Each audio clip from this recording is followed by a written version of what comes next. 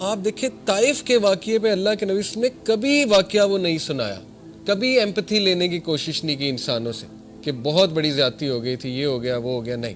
حضرت عائشہ کو بھی اسٹریٹ بس یہی سنایا تھا کہ ہاں تمہارے لوگوں نے مجھے اس دن بہت دکھ دیا تھا, بس دیٹس اٹ. اس کے علاوہ کوئی ڈیٹیل نہیں. وہ تو باقی ڈیٹیل تو ہمیں حضرت زید سے ملتی ہے نا, حضرت زید ان کے ساتھ تھے, حضرت زید بن حارثہ ان کے جو منہ بولے بیٹے تھے, وہ تو ان سے ملتی ہے ہمیں, ٹھیک ہے نا, یا کسی اور نے اگر دیکھا ہو وٹنس کیا وہ تو ڈیٹیل اس سے آ رہی ہے. تو ثابت یہ ہوتا ہے کہ مسلمان اسٹرانگ ہونا چاہیے, مسلمان کا سارا اعتقاد جو ہے وہ اللہ پر ہونا چاہیے. میں آپ کو ایک بات تجربے سے بتاتا ہوں, آپ لوگوں کے سامنے اپنی ویکنس شو کریں گے نا, رونا دھونا, ایک ٹائم آئے گا لوگ کہیں گے یار ایسے روندا رہنا, آپ کے بارے میں مشہور ہو جائے گا کہ یہ تو ہر وقت اس نے رونا ڈالا ہوتا, تو پھر کیا فائدہ ہوا, ٹھیک ہے نا. ایک ٹائم تک لوگ ہیلپ کریں گے, اس کے بعد جو ہے وہ لوگ بھی تنگ آ جائیں گے. تو اس لیے اللہ کے سامنے پٹی جو ہے وہ اللہ کو شو کریں کہ اللہ مجھ پہ رحم کر, رب اغفر ورحم وانت خیر الراحمین, اور ایسے کانفیڈنس سے اللہ آپ کی پھر ایسی مدد کرے گا کہ آپ کا گمان, یہی اس آیت کا مطلب ہے, وَمَن یتق اللہ یجعل لہ مخرجا. جو کوئی اللہ کا تقوی اختیار کرتا ہے اللہ اسے اس طرح سے نکالتا ہے اس مصیبت سے, اور ایسی ایسی سورسز سے دیتا ہے کہ اس کا گمان بھی نہیں جاتا. لیکن شرط کیا ہے کہ اللہ پہ کانفیڈنس, اس لیول کا کانفیڈنس کہ نہیں میرا مسئلہ اللہ ہی حل کر سکتا ہے, میں نے اللہ سے ہی لینا ہے, میں اس کے علاوہ کوئی اور کچھ سوچ ہی نہیں سکتا. بچے کی طرح پیچھے پڑ جائیں اللہ کے, جیسے چھوٹا بچہ اپنے ماں باپ کے پیچھے پڑ جاتا ہے نا کہ نہیں نہیں مجھے چاہیے مجھے چاہیے مجھے چاہیے, اللہ تعالیٰ بہت خوش ہوتا ہے, ٹھیک ہے, کیونکہ this shows your confidence on اللہ سبحانہ و تعالیٰ. This shows how much you rely on اللہ, how much you are confident on اللہ کہ اللہ تعالیٰ میرا رب ہے اور وہ ہر چیز دینے پہ بے شک دینے پہ قادر ہے. تو خیر یہ تو ہو گیا وہ پوائنٹ کہ رسول اللہ صلی اللہ علیہ وسلم never took any ones empathy اور sympathy with regards to this incident. لیکن واقعہ بہت افسوسناک ہے. اللہ کے نبی صلی اللہ علیہ وسلم پہلی تو بات واک کر کے گئے. آپ میں سے کوئی طائف گیا ہے؟ میں 2 بار گیا ہوں, ٹھیک ہے, اور پہاڑی راستہ ہے, آپ نے بھی دیکھا ہے, ٹھیک ہے نا, اور یہ کہ 1.5 گھنٹے میں 1.5 گھنٹہ 1.25 گھنٹے میں گاڑی میں پہنچ جاتے ہیں. تو سوچیں بائی فٹ, میں اکثر یہی سوچ رہا تھا جاتے ہوئے, میں نے اپنی وائف سے بھی کہا کہ کس طرح ہمارے نبی گئے ہوں, اتنا کٹھن راستہ ہے, پہاڑی راستہ ہے, اچھی خاصی چڑھائی ہے. تو حضرت زید کے ساتھ آن فٹ گئے, 9 ہارس 9 کیمل. اس کے پیچھے حکمت تھی.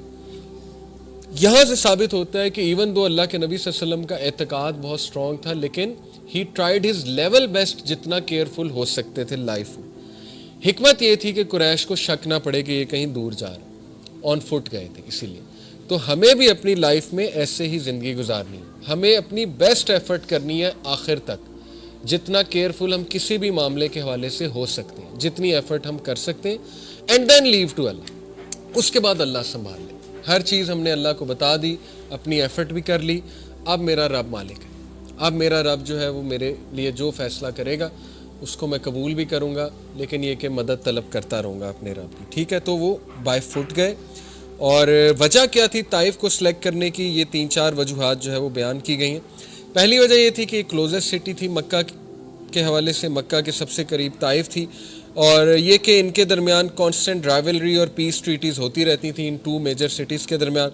دوسری وجہ یہ تھی کہ مکہ کے لوگ طائف کے لوگوں کو بہت اچھے سے فیملی بائی فیملی جانتے تھے, یہاں تک کہ روایات میں آتا ہے کہ ایک جو چیف تھا طائف کا, اس کی شادی جو ہے وہ نبی اکرم صلی اللہ علیہ وسلم کی ایک آنٹ کے ساتھ ہوئی تھی, ڈسٹنٹ آنٹ کے ساتھ, یعنی ایک رشتہ داری بھی تھی اللہ کے نبی صلی اللہ علیہ وسلم کی طائف کے علاقے میں جو چیف تھا اس کے حوالے سے.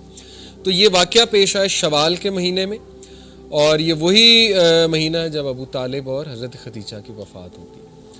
اور یہاں سے آپ اندازہ لگا لیں کہ اللہ کے نبی صلی اللہ علیہ وسلم کی great will power and his dedication towards the purpose and his focus, کہ اتنے دردناک واقعات ہو گئے زندگی میں لیکن مشن نہیں رک رہا.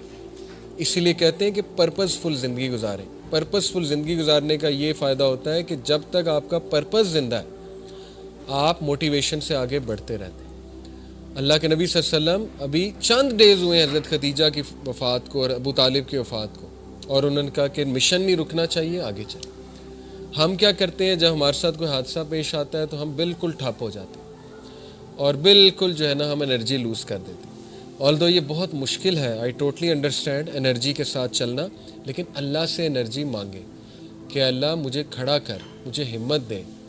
تو چھوٹی چھوٹی باتوں پہ ہمت نہیں ہارنی چاہیے, ٹھیک ہے. یہ میں یوتھ کو کہتا ہوں اکثر کہ اپنے ذرا اسٹرانگ بنے, پرزیورنس لائیں اپنے اندر, ذرا بریو بنے.